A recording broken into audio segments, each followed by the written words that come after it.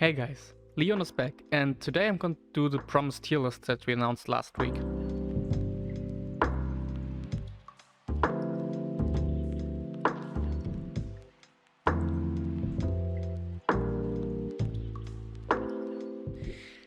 Hey guys, as you can see, I'm back with a tier list as promised, and I'm now going to rank all of the different classes, but today without the other Leon. I hope you don't miss him too much.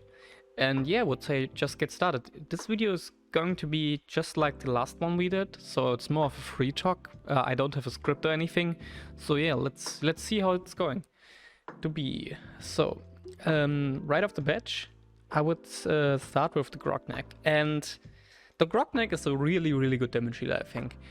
But in comparison to the Nightingale, it's not that good, I would say. So I would put him in A tier. It's a really good. He has some really good abilities, like going for defense, and I think he has also very high damage potential. But the Nightingale is at this point just unbeaten, I think. Yeah, that's why I think Grognak is very good unit. You can run him on a team. I think you can run all of these units on your team. I think there's nothing that's a market crash class. I don't even think there's something in a C class. But we will see. But yeah, the Grognak is a good damage dealer, but not as good as the Nightingale, I would say. So let's move on with the Alchemist. And yeah, the Alchemist, it's a really good support. So all support classes are really good, I think. But I think the Alchemist is out of all of them the weakest one, because I think the Bomo and the Prophet both have revive abilities, and the Alchemist doesn't have one. And I think that just puts him down by far, because the revive, I think revive mechanics are going to be a very essential part of your healer. Especially if you run something like the Nightingale, that's very squishy and you have just bad luck. It can mean your run is over, so revive mechanic will prevent that. So I think the Alchemist, yeah, 8. He's all, as I just said, all supports are amazing and you can all run them on your team, but I think in comparison to the other two, it's not as good. Moving on with the Golem, I don't want to rank these too high, but I also think it's A tier, because the Golem is just the best tank, I think, if you just look on tankiness, because it has the most tankiest abilities and doesn't have much more variety in his abilities, but that is something that puts him far away from the S tier, so the Stonks tier, because it's just a very good tank, and there's nothing I can complain about, because if I want to run a tank, I'm probably going to pick the Golem if I just need tankiness. But for example, the Prime is has far more sustainability, so I think it's a solid A tier, maybe B tier.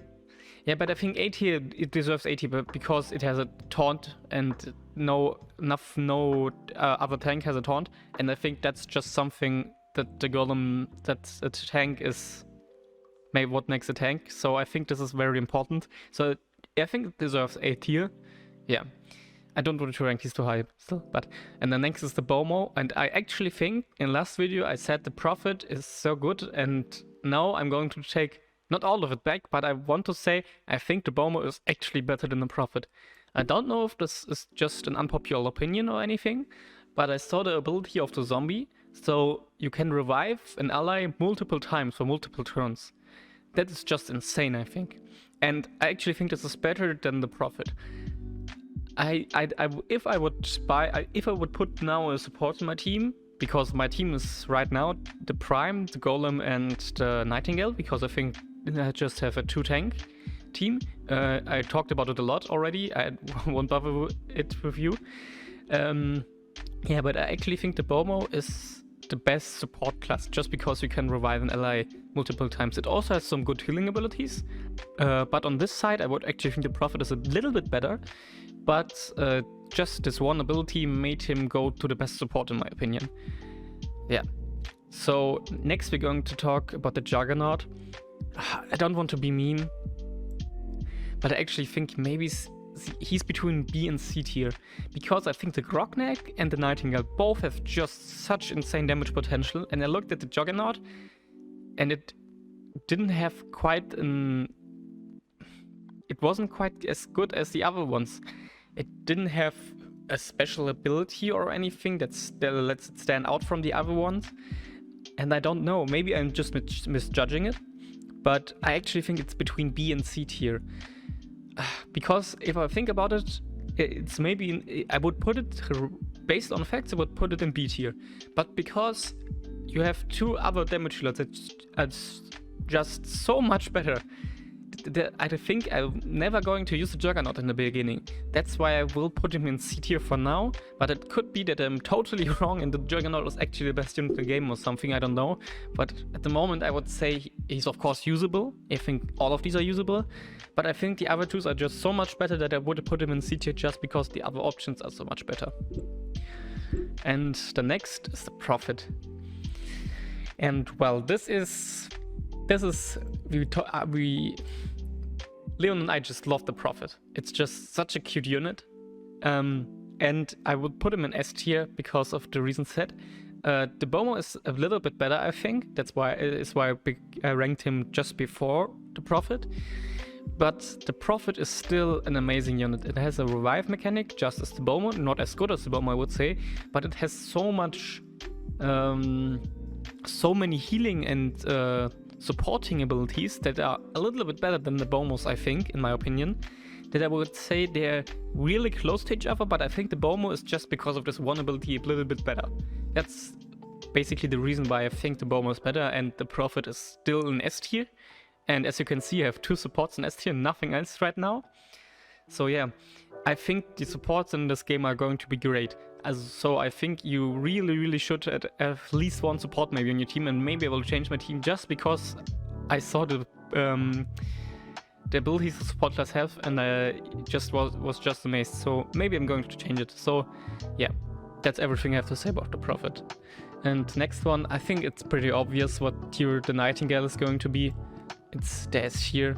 Because I think it's just so the Stonks tier. I think it's just the best damage dealer by far. Yeah, it has such an amazing ability with the Infinite card. I forgot the name of the legendary card, but he has the repetitive attacking will increases his damage output, and I think this is just a great ability, and I think he has most damage potential out of all.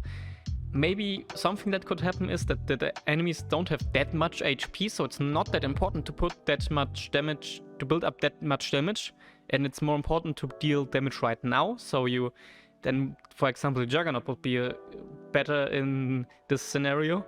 But if I just look at damage potential, that Nightingale is just unbeaten. It's insane. I think the Nightingale is at the moment, of course, the best damage dealer, but I think this tier list will change by a lot if the game releases.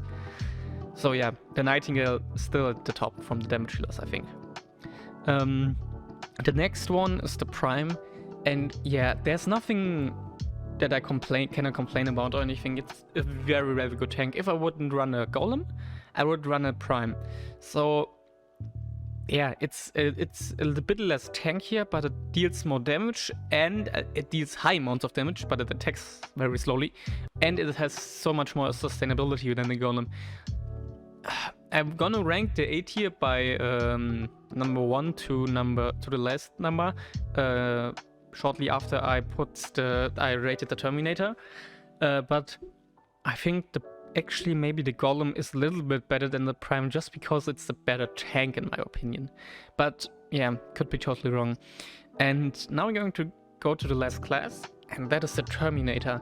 And for me, this is the clear tier because at the moment I just can't say much about it because it's a hybrid class between damage shielding and tanking, as I understood it. And I don't know how strong that will be. So I will just put it in B tier because I don't know if it's going to be giga strong or just giga not good. So I think B tier, he deserves of course B tier, and I think he's not going to be terrible. I don't think any of these units going to be terrible. The Juggernaut is also not going to be terrible. The only reason is why he's in C tier is because they're just better alternatives. But you can use them, of course, I think. Yeah. I'm just quickly going to rank the units in A tier so that you can see also in S tier. So at first going to start with S tier. So I think number 1 is the Bomo, and number 2 is the Prophet. I just think these two are still better than the Nightingale, because support classes sound so much better than every other class in this game. But the Nightingale comes very close to them. So I think this is right. The A tier. I think the Alchemist is actually the worst class of the A tier, because it's a support, so it's very good. So, but I think all the other units are better, in just as the Juggernaut is worse than all the others, because there are better options, because you can produce Bomo or the Prophet, and I think these are just better options. And the reason because it's still an A tier is because it's an amazing unit, but you have better options. So that's why I think I would have put an A tier. I think the Grognak is the second worst of it, because the Nightingale is just so much better. But yeah, that's basically the reason why I put him in A tier, and why he's the second worst character of the A tier. So the Prime and the Golem. This is a bit difficult, because it really depends on the situation. If I am in a situation where the enemies have so much damage, I would always take the Golem, because then tankiness is most important. But if the enemy has himself more HP or doesn't do as much damage, I would probably go with the Prime, because yeah, he has more sustainability and he deals himself a lot of damage, which is something the Golem doesn't really do. So I think actually it really depends on the situation, and situation-wise the Prime is going to see more play, I think. So I will put him in front of the Golem, but as I just said, it really depends on the situation. So don't take this as an advice what you should buy. This is just very situational, and I would wait till the game releases, so you can decide which tank suits you better.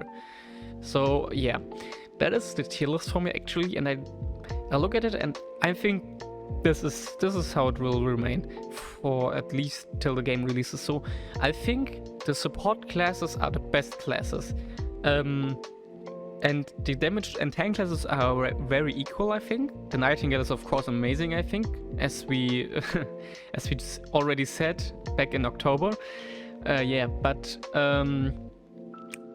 The Juggernaut and the Terminator are just two classes that I think fall a bit apart from the others and are just not as good, but we will see if the game releases. Terminator may be much better, and I completely misjudged it. The same goes for the Juggernaut. But yeah, this will conclude this tier list.